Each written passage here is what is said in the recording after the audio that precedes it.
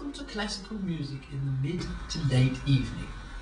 Tonight, we are proud to have the most acclaimed, most prestigious and most talented individual, Mr. Christopher Bumland.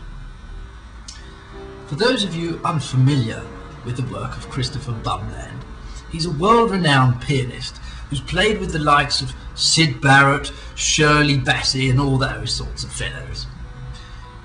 He's dazzled audiences the world over with his renditions of Mozart, Rachmaninoff, Prokofiev and the like, and tonight he'll be giving us some important insights into his special technique. And so, without further ado, let's give a warm welcome to Mr. Christopher Bumland!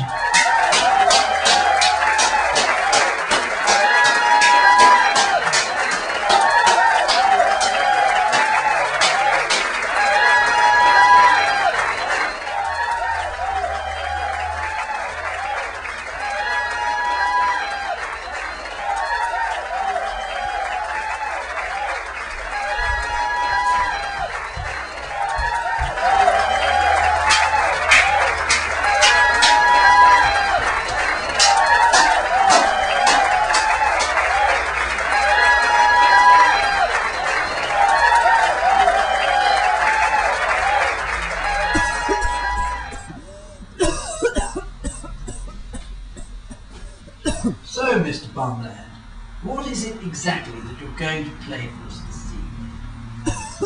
This evening, I shall be playing select passages from Beethoven's Pathetique Sonata. Impressive. And how exactly are you going to lend your own personal technique to this masterpiece?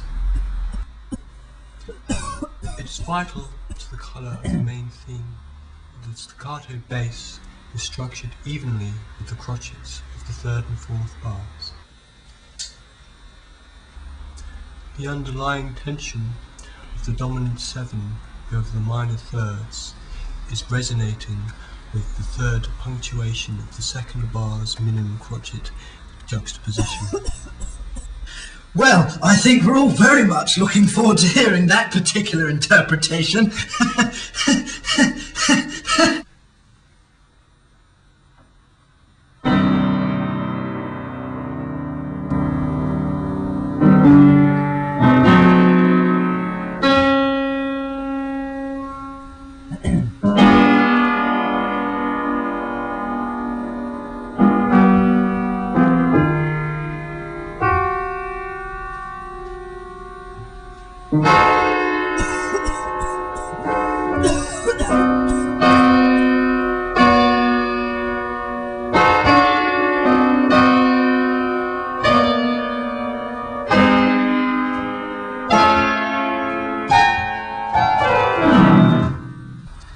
Juxtaposition, yes, I see. I see you've got your hands round the allegro molto con brio quite nicely.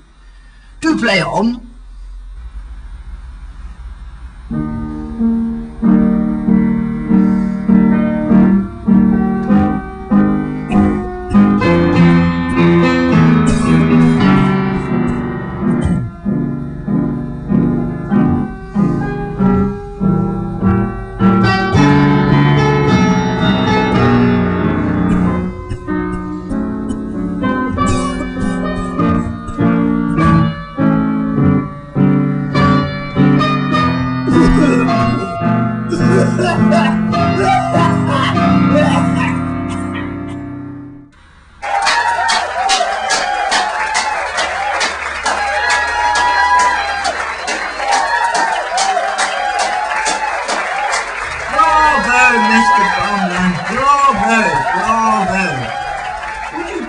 All the honour of responding to a few questions. Bravo. Well, as I said, we're now joined by Christopher Bumland here in this studio. He's a very, he's agreed to answer some questions, which is not a usual thing for Mr. Bumland. He's normally rather somewhat of a recluse, so we should all feel very honoured, and I, for one, do feel very honoured. So, yes. Thank you for coming in. So obviously the first question I asked you is when did you first begin playing the piano? Well, I've always played the piano. Always. When I was but a mere zygote, I used to tinkle on my mother's uterus in her tummy. My word, that is early start. I was born, my hand in the shape of a minor seventh chord. I've always played. Yes. Impressive. So, I mean, why do you wear a false nose when you play? The nose I am wearing, as you say, is not false. Well, surely that's not a real one. No, it is the nose that God gave me. No, I do beg your pardon. Slightly embarrassing there. So, there's been allegations of semi-nakedness. Some of the members of the audience have been throwing their hats. Is that true? Some audience members take it upon themselves to share their headdresses, hats,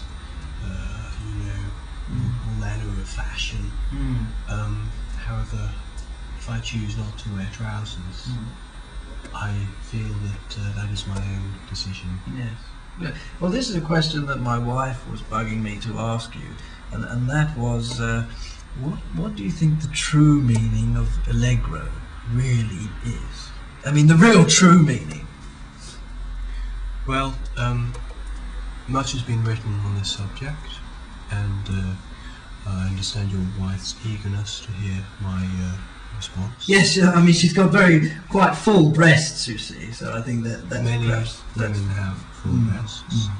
It does not impede upon their capacity to understand the word allegro. It doesn't? No. Well, you see, my wife and I were having rather a tiff about this only last evening. Breasts can, in fact, amplify the rhythm of an allegro recital. I see. Each breast moving in sympathy with the performance. Yes. It was first noticed by Beethoven. In fact, in the piece of playing this morning, the Appassionata Sonata, and he composed it in order to gauge the reaction and looking at the women's breasts. Fascinating. What fascinating times they were. Yes. Although, of course, the sewage systems weren't quite as advanced as they are today. The sewage systems in those days, they used to use canal rats to carry the turds from your barn. I see. Yes. Well, you've clearly studied your music in-depthly. I have studied in several sewers. Have you? Is that because of the ambience and the acoustics down there? It's because of the flavour. Yeah. I particularly remember in Salzburg, there was a particularly kind of it's a sort of musty burgundy, and at the time I was engaged in a rather particularly tricky orchestral manoeuvre, and An orchestral manoeuvre in the dark, if you like.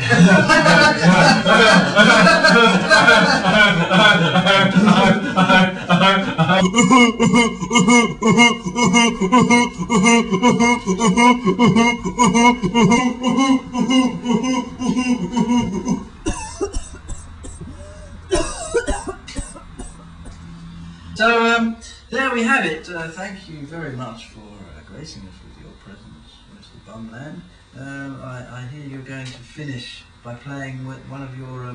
well, in fact, how do you see the future for yourself before we finish up here? it's I'm taking a new and innovative approach to music, and it's going to itself, so to listen attentively before the next piece. I'm sure we all will. Well, once again, thank you very much.